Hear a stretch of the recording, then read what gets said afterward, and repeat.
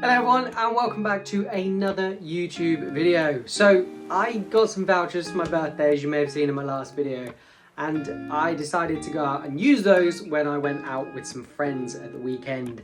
On top of that, I went into some charity shops and I went into the works. We both know those places are prime for cheap books. So what's ended up happening is I've ended up buying a lot of books. So I'm going to run through what those are with you right now. So here they all are. There's a big selection of them. I've got 3, 4, 5, 6, 7 books, brand new books here, which when you consider my TBR shelf is full, really didn't need any more books, did I? No, I didn't. The first book is The Talented Mr. Ripley by Patricia Highsmith. I honestly hadn't heard about this book up until about a month ago when my dad said, have you seen this new TV series coming out based on Ripley by Patricia Highsmith? And I said, no, I'd not heard of it. He said she's meant to be like one of the greatest crime writers of all time.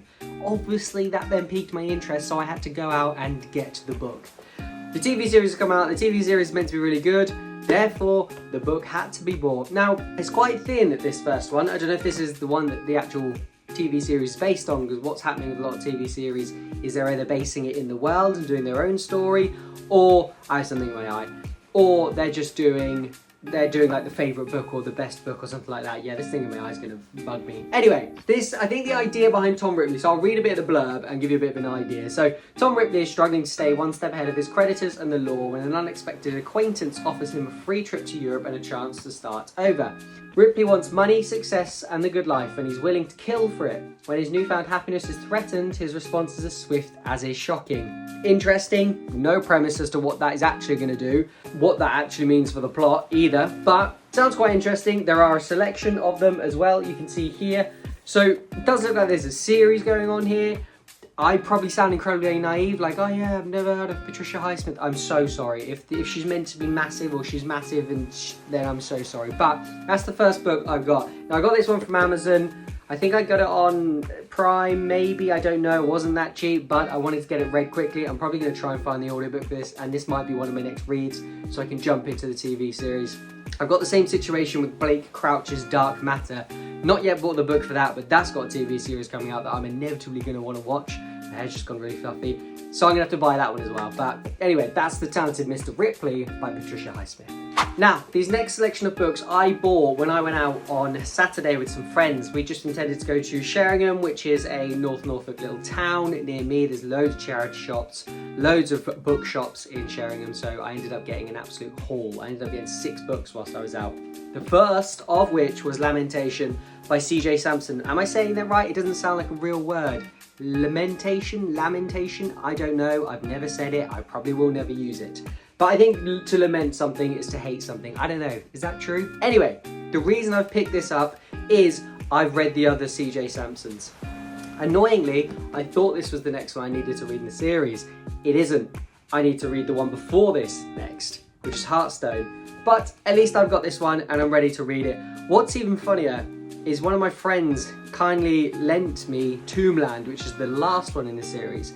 I had fully intended to go ahead and read the next 2 books so I could get up to him, including this one, to read Tombland to then hand it back to him. That was like a year ago. Every time he pretty much talks to me, he now says, are you going to give me my book back? I'm like, I haven't read it yet. So anyway, this is the plan. Gonna read the one before this, then Tombland. But if you're not into C.J. Sampson, basically historical fiction, really interesting. Follows Matthew Shardlake, who I don't think he's a lawyer. I think he maybe he is a lawyer, but during the times in which this is set, which is kind of your 1500s, late 1500s, when Henry VIII is around. A lawyer does police work as well, and essentially he solves a lot of crimes. A lot of them are a little bit spooky, a little bit ethereal, really interesting. So they're quite good, in fact very good. One of my favourite historical fiction series. This is the 6th, I believe, with Tombland being the 7th, Heartstone being the 6th, 5th, and I've read the first 4. Yeah, so that's Lamentation by C.J. Sampson. This next one wins the award for the worst front cover based on what it's actually based on. So this is The Blink of an Eye by Joe Callahan. Now, I've seen this around a lot, but knew absolutely nothing about it. I was in the middle of a charity shop, and I think I picked up another book on this list. Yes, I'll show you in a second. Another book on this list. And then I thought, well, I may as well get one more just to make this trip worthwhile. That's basically how addicted I am to buying books. I'm like, well, I'll buy one more book to make this one book I'm buying seem more worthwhile. Anyway, this is about a detective against AI. That's the general premise. There's not a lot on the back here. All it says is that there was a BBC between the covers club book pick. And it says on the front, 2 detectives, 1 human, 1 AI, and a case that will test them both. And you can see with the eye itself, in fact, I'm going to try and get myself out of the frame so I can focus. There we go.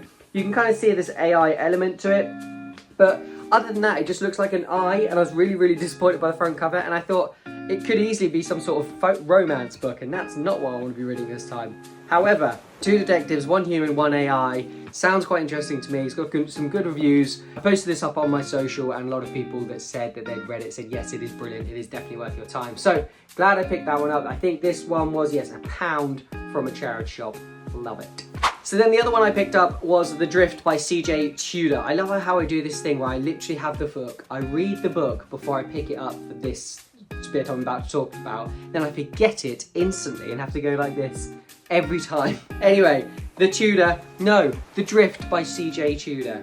This one sounds really interesting. So I think the premise here is we've got 3 kind of stories intertwining. I think they are kind of set within a similar area, and there's murders.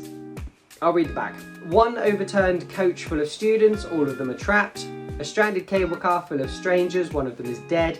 An isolated chalet full of friends, soon they'll be enemies. So, quite interesting, like the idea of it. It seems kind of creepy. CJ Tudor has got a lot of positive praise. I just put this up on my TikTok that I picked this up, and everybody was like, yes, read that one. Absolutely love CJ Tudor.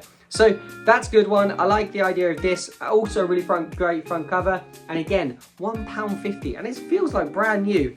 I don't think the spine's even been broken. Really, really good condition. Fantastic. Absolutely love charity shops as finds like this. So looking forward to reading that one. So these next 2 books were part of the W.H. Smith book club picks. This is where my national book tokens came in. So for my birthday, now in total, I got some more the other day. Now in total, I've received over £50 worth of national book tokens / Waterstones, which you can spend national book tokens in anyway. Brilliant, love it. So I've been buying lots of books because I need to fill my bookshelf even more. But you can't see with this bookshelf here, you see this book in front of it, kind of here. The reason that book's in front of it is because essentially there's no more room. You can see these books on top, here's because there's no more room, but I've bought more books. Anyway, no one saw a thing either. I think that's actually what I was going for when I started speaking there, but by Andrea Mara. Now this one I've seen all over the place. I've seen on Amazon, in there anytime there's kind of a 99p book sale, they're like, yeah, buy that one. I've seen people recommend it. The front cover looks really interesting. I love this kind of golden hour background with a simple train and text. I love it. Basically, it's about 2 boys that get on a train, only one gets off, and nobody seems to know why, and then everybody that's involved in it appears to be lying about it. Now, really, really interesting premise.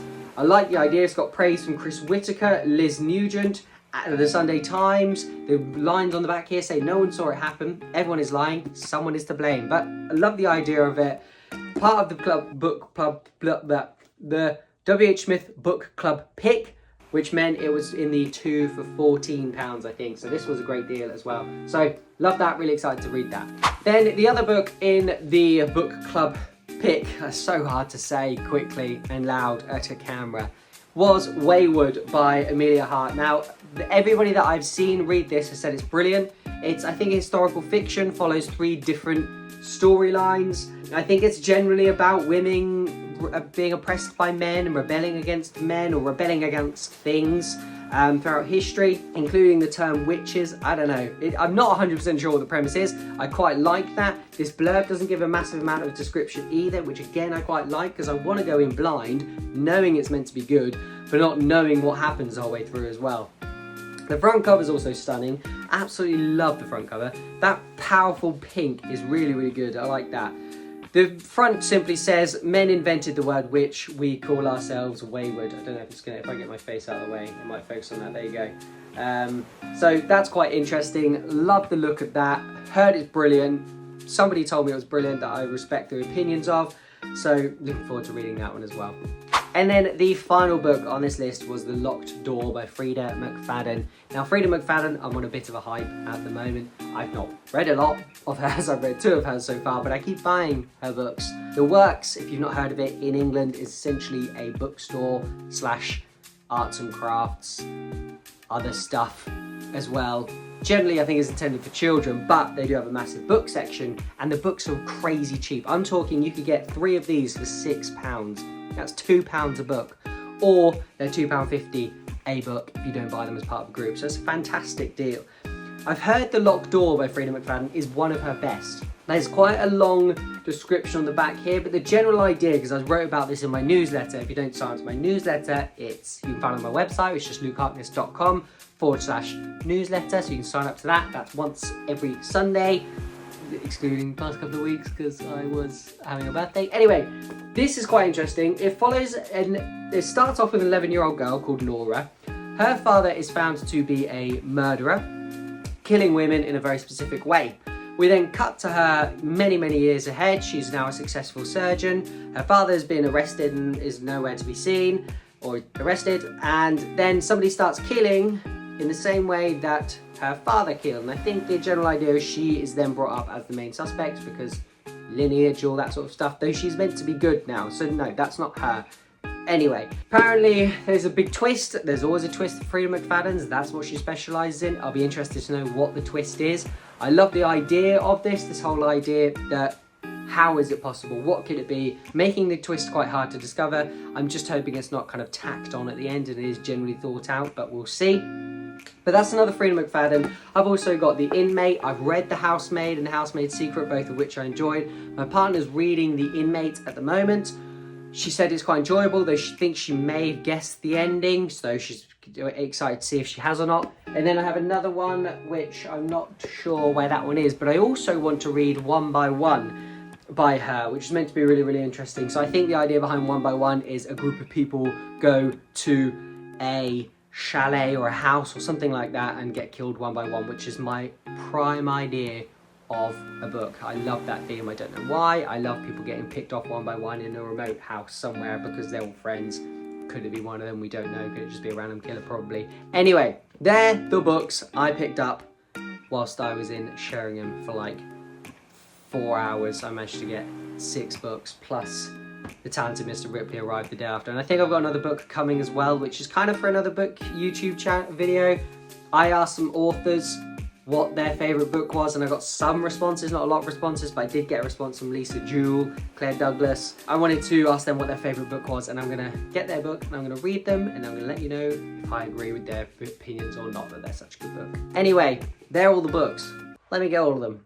So here we are. Here's all the books I got. Is there too many? Probably. Will they fit on my shelf? No. Either way, that's a great selection of books. I'm really looking forward to reading them. When I'll read them, I don't know. Do I wish I could read a book a day? Yes, because that would be brilliant, because I'd be like, I love reading 7 books a week.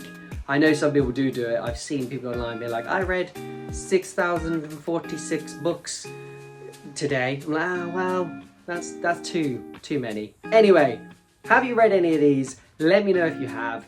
Let me know if you haven't. Let me know which ones you liked. Let me know which ones you've heard of. Let me know which ones on your TBR. Just comment below. Helps me, helps you, drives engagement, all of that malarkey. Always drop a like. Liking helps a video very, very much.